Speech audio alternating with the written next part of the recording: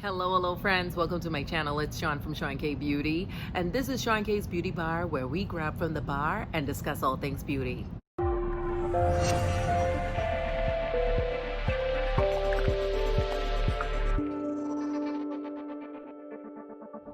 So every Monday, Wednesday, and Friday, I do Sean K's Beauty Bar. I take your questions that you leave in the comments section below and feature them here on my channel.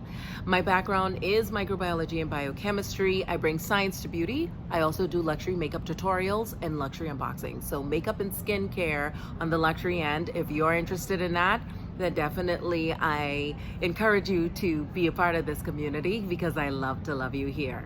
So the question of the day is, what shouldn't I mix with retinol? So I want to take a deep dive into that. I have done an acne series on AHAs, BHAs, how to get rid of hyperpigmentation. So definitely check out those videos. They tend to be my highly viewed videos, and so I wanted to bring context to this. Now here's the thing, disclaimer is that I'm not a huge proponent of retinol. I will say that the alternative that I support is bakuchiol. It gives you the same results as retinol but with no irritation, and that is what a lot of case studies that have been conducted have found. Retinol is anti-aging. Your AHA is also anti-aging. So here's the first thing you don't want to mix is retinol with an AHA. AHAs happen to be very small molecules. They penetrate the skin very fast. Retinol is very aggressive for cell regeneration. And the problem is when you have an aggressive exfoliant like your AHA and something as aggressive as a derivative of vitamin A, which is your retinol, you're going to exacerbate the skin's mantle. You're going to have severe irritation, a lot of dryness, a lot of flaking, which retinol already does. Okay, so if you're bringing in an exfoliant, that's what's going to happen too. And depending on your skin type, exfoliation, especially if you have dry skin, you don't want to do that often, right? We want to do that maybe once a week. And if you have oily skin or combination normal skin, then I would definitely say you can do that twice a week. But we want to make sure that we're not over exacerbating the skin. The skin does not like a lot of crazy. So a retinol with an AHA is a no-go. Okay, now we know that retinols and AHAs, they help to control acne, they are anti-aging, they get rid of sunspots. AHAs are known to get rid of hyperpigmentation and control acne. So that's what that is. But we don't want to mix those two worlds together. So let's stay away from that. If you want to do this, I would advise using your AHA in the morning, which can be your glycolic, lactic, or your mandelic acid, and then using your retinol product if that's what you want to use at night. All right, friends, so the next mix that we want to stay away from with retinol is benzoyl peroxide. People use that for rosacea, for acne. The problem with that is BPO or benzoyl peroxide can definitely degrade your vitamin A products. So if you're going to use something with retinol and BPO, then I would definitely go after a product that has both already combined, because they have worked out the stability between the BPO and the retinol. So, you know, a lot of the times we grab products from different skincare lines and we try to layer on products thinking that we know what we're doing, but we don't want to be a lab rat in our bathrooms, right? We want to make sure that what we're using, we have education on, so that we're not,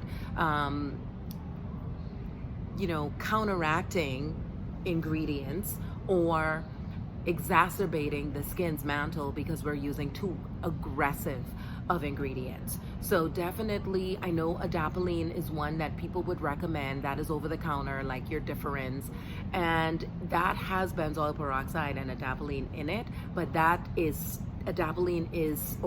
vitamin A is stable in BPO. Okay, so definitely yes, if you want to use that, then go ahead and use it. But I also say to patch test in the middle of your arm for at least 72 hours just to make sure that you don't have any irritation. But for the most part, benzoyl peroxide will degrade the efficacy of your retinol or your vitamin A product. Before I forget, my other recommendation if you're looking at benzoyl peroxide is to use that in the morning and use your retinol at night.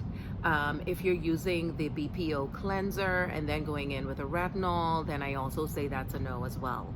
So just a few tidbits to be cognizant of. Again, I'm not a huge proponent of retinol, please know that. But to answer your questions, I wanted to bring knowledge to it. All right, friends, so the next combination is vitamin C. Everybody wants to use a vitamin C and retinol.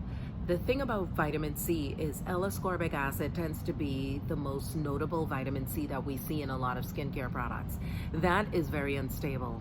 And if you're using a vitamin C that is unstable, that works best on an acidic mantle for penetration, for getting rid of the hyperpigmentation, reducing the fine lines, stimulating the collagen and bringing the firmness. And then you're using a retinol with it, that retinol performs better in a more basic pH. To help you with the anti-aging and repair, or the anti-aging, then you're looking at these two worlds colliding and not being effective, because one prefers an acidic mantle, which is the vitamin C, and the other one prefers a more basic mantle, which is the retinol. Use your retinol at night. Use your vitamin C maybe the next night.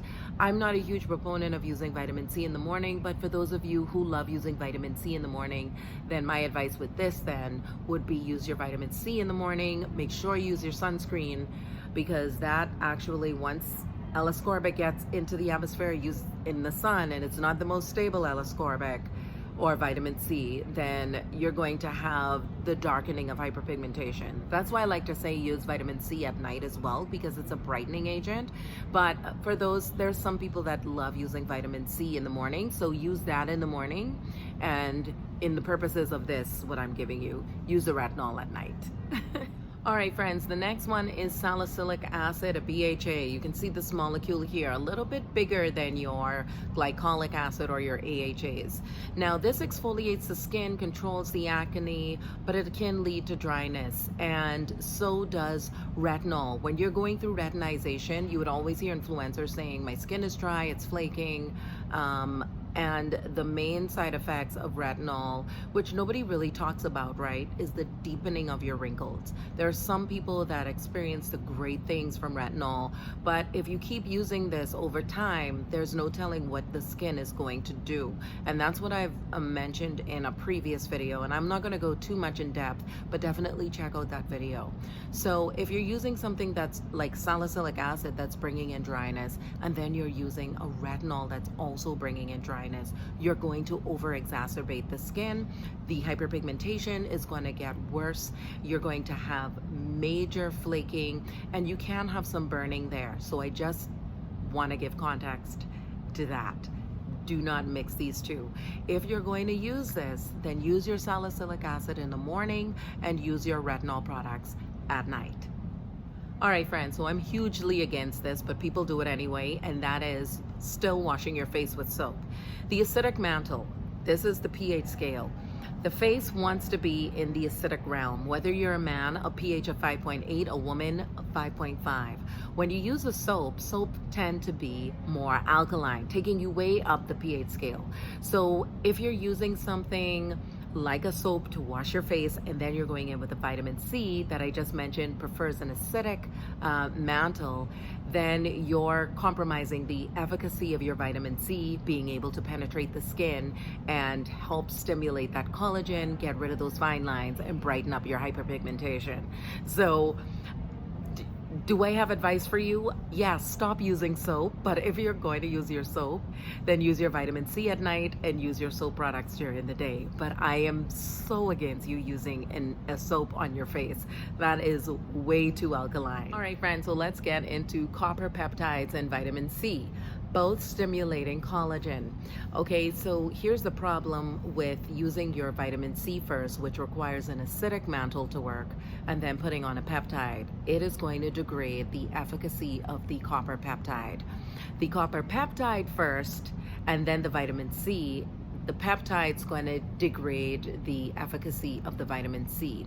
So then my advice is to find, and there are products out there with copper peptide and vitamin C in it.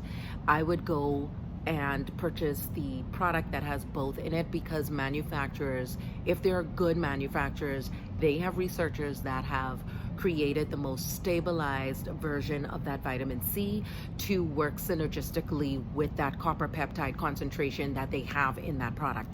Does that make sense? I hope this makes sense to you. My also advice that I always give on every video is that we want to use products within a line as much as we can, because when you are grabbing products, let's say raw products from The Ordinary, and then you're grabbing products from an Estee Lauder, and then you're grabbing products from, let's say, Tula, and all of them have their share of salicylic acids in them, and glycolic acids, mandelic acids, lactic acids. You feel like the more acids you have or actives in all of these different ingredients, putting it on the face, you're going to speed up your results.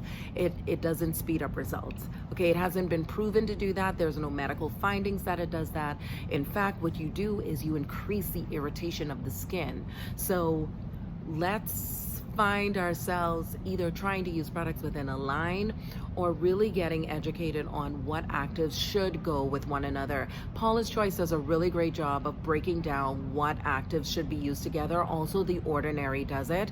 However, I'm still not a fan of The Ordinary with a lot of their products, because they will always say this is for professional use, but yet people can still access them, and they end up bringing all of these raw ingredients that they're using on their skin, and they're not seeing any true results. And I have friends who are estheticians that tell me that all the time. They bring all this product, their face is totally destroyed from all the products that they've used, and then they need us to help. And it's so hard because you've done so much damage. So that's what we want to avoid, is we want to get educated on what actives work together. Should we be using all of these together?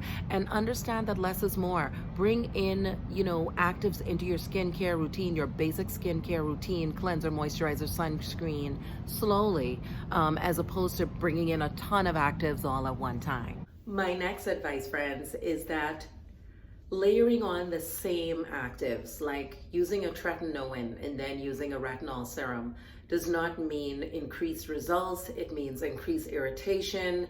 And there's a threshold of the allotted amount of salicylic acid you should use in a day, niacinamide, retinols especially.